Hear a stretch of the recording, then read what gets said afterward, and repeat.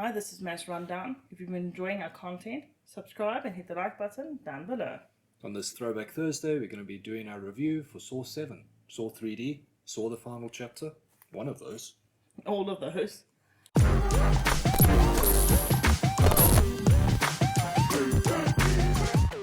Saw 3D is a 2010 American horror film directed by Kevin Greutert, starring Tobin Bell, Costas Mandylor, Betsy Russell, Sean Patrick Flannery, and Carrie Eels.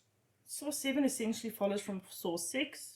After Jill tried to kill Hoffman, she manages to escape and actually goes to the cops and tries to get the cops to protect her because she knows that Hoffman is going to kill her. And seemingly in a completely separate story, we have a guy who pretended to be a Saw victim, basically cashing in on his fame and his story and his book, get thrown into traps, and now he's got to get through an actual Saw event. And I like the irony in the movie because they actually give him the final event as the event he said he had escaped. Yes. So that was well done. That moves us into the good. I think for me, one of the few really good things about this movie was I like the fact that they brought back the Doctor. And honestly, not a big fan of that twist. Don't really need the Doctor back in it. I don't know why, I just didn't like him in it again. I thought he was dead. Out of all of them, I think he made the most sense in terms of going and working with Jigsaw because he had this sense of Stockholm Syndrome because he had cut his leg, he was half dying, and Jigsaw actually nurtured him and got him healthy again, which I think he might have died without him. I don't know if he would have been able to crawl out. No, I think very much relied on Jigsaw saving him.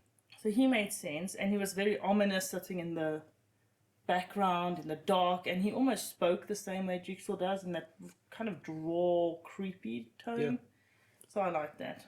As much as I didn't like him coming back, I must admit those were good features of him coming back. It made sense because who else did all the eye surgeries and weird surgeries that were in the traps? I also liked Hoffman. He seems to do really well when he's being creepy and menacing and chasing after people. He plays well into that chaotic evil, just now I'm out to kill everyone, not really having a plan anymore, just let's go for it. Yeah. So he did a great job. Yeah. And I was kind of glad that Jill died. I didn't like her. The fact that we've seen her in all the movies, she didn't really make an impact on me at all. She's barely a character. She was a motivation for Jigsaw, that's all she was. She was just too stoic all the time, and I don't know, I just didn't like her. Maybe I don't like the actress. I don't know, I just didn't like the character. Talking about characters, I must say, at least we're not complaining about unlikable characters anymore, and we're not complaining about bad actors, so it's a plus. It's in the good side. Yeah, the character development has definitely improved. I think from the 5th movie onwards, Yeah. you actually liked and rooted for the victims in the traps instead of just like whatever. Yeah. I think something else, maybe just for me personally, but I'm very glad this was the last one. Yeah. I think that the traps started getting way too gruesome. I think that takes us into the bad, especially this movie, because the traps were over the top, and I can only imagine in 3D it was just blood and guts spraying over people, Yeah. you know, spraying. It got a bit too much for me, I didn't like it, and I really disliked the fact that they killed the girlfriend at the end, or the wife of that guy who was pretending to be a survivor. Yes. She was like the only innocent one out of the lot, and she got the most cruel, horrific death out of all the movies.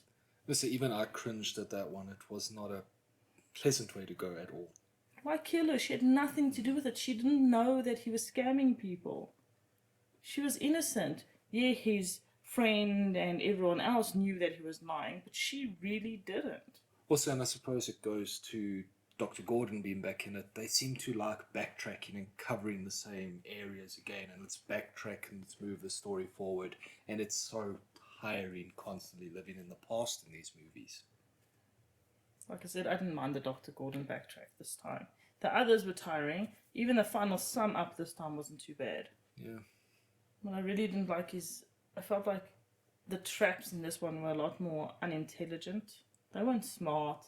No. Like sticking someone's skin to the chair and expecting him to rip it off. I don't know if that's physically possible. Especially in 60 seconds or whatever he had. Like, physically, all the connections and everything that's in your skin, it's not made to just rip off. I think now that was going back to Amanda's storyline of just rigging the system and killing people for the fun of it. I think that one was made to be filled because I think that was Hoffman's diversion and his plan to get extra bodies so he could have that whole side plot in the police station. Yeah, but that wasn't fair. That completely eliminates the whole point of the lessons, I suppose. Yeah. And then also speaking of that, it felt like we had two different movies here, where we had one where we were following Hoffman running around trying to escape the police, trying to fool the police, trying to kill everyone. And then we had the plot line with the Saw victim pretender and then his trap arc. And like they were running next to each other, but they didn't seem to be related whatsoever. I think that's happened a lot in these movies. Yeah. It's very often that it feels like two unrelated stories. Like they could have really integrated the two systems a lot better. So it doesn't feel like you're watching two movies and just switching between two screens. And there's no combination at the end either, because sometimes in movies where they do the double screen thing, it comes to a point where it converges. There was no convergence. And then the 3D, apparently it was just fine. Yeah. I know a lot of people just complain about the blood and guts. It was a bit much, but I mean, you're going to watch Saw in 3D. What do you expect? Watching the movie, you could see where the 3D aspects were and where they're supposed to be, and I imagine it would have been okay. 2D experience was just a Saw movie. I don't think there was much extra in the 3D that we missed out on. It was gross enough without all that. Yes. I don't think I would have liked the 3D. Overall, it was a fine movie. Not great, not groundbreaking. It was okay. And that leads me to giving it a 5. It was average. It was fine. And I'm going to make life complicated and give it a 4.5. So that leaves it having a 4.75. Not rounding up or down, just 4.75. In terms of who should watch it, I think the general, if you like Saw movies, I don't think anyone else will really get much out of this because there's so much plotline built on plotline built on plotline that if you just jump into this movie, you get a bit lost. Yeah, it's not going to make much sense. You guys glad this was the last in this series? Let us know in the comments down below. Bye. Later.